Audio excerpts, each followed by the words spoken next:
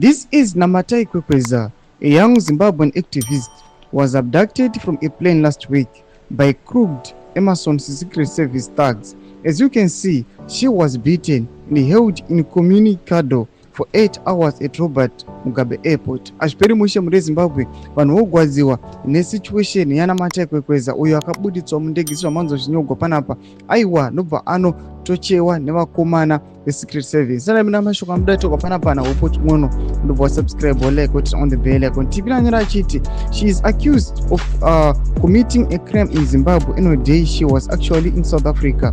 CrookED Emerson, the Secret Service thugs hid her passport so she could not prove her location on the day she is supposed to have committed the so-called crime. However, the South African travel agent who issued her ticket has confirmed that she was in South Africa. The fact that she was arrested and tortured by state security thugs is deeply disturbing and highlights the challenges faced by activists and opposition figures in Zimbabwe.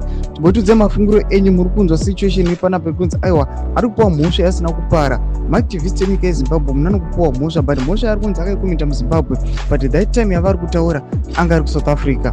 Passport yake ndobva yavigiwa navakomana Secret Service kuti pasava neumbowo hwekuti angasini munyika yeZimbabwe. Tudze mafunguro enyu muri kudii pamusoro pemashoko ari kubuda panapa. Pina comment section medu musanga no subscribe like